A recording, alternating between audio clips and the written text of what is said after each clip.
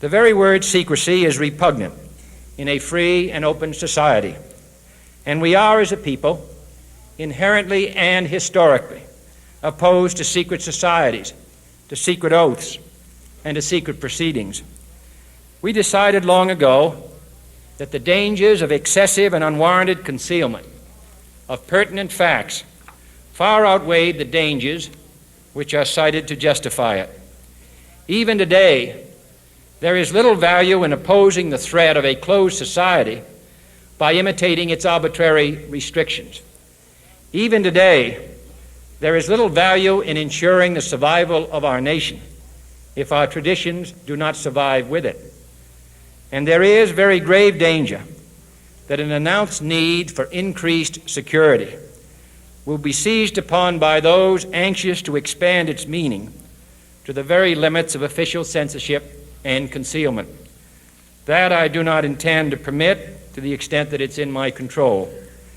And no official of my administration, whether his rank is high or low, civilian or military, should interpret my words here tonight as an excuse to censor the news, to stifle dissent, to cover up our mistakes, or to withhold from the press and the public the facts they deserve to know. No president should fear public scrutiny of his program, for from that scrutiny comes understanding, and from that understanding comes support or opposition, and both are necessary. I am not asking your newspapers to support an administration, but I am asking your help in the tremendous task of informing and alerting the American people.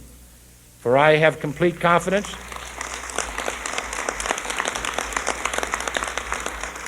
in the response and dedication of our citizens whenever they are fully informed. I not only could not stifle controversy among your readers, I welcome it. This administration intends to be candid about its errors.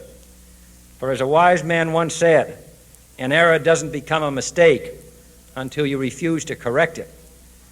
We intend to accept full responsibility for our errors, and we expect you to point them out when we miss them. Without debate, without criticism, no administration and no country can succeed, and no republic can survive. That is why the Athenian lawmaker Solon decreed it a crime for any citizen to shrink from controversy.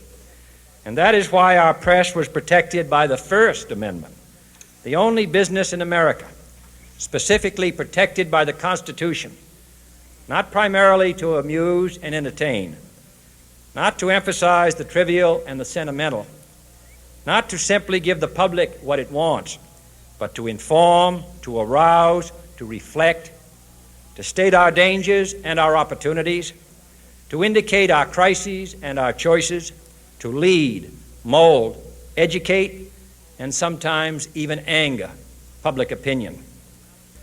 And so it is to the printing press, to the recorder of man's deeds, the keeper of his conscience, the courier of his news, that we look for strength and assistance, confident that with your help, man will be what he was born to be, free and independent.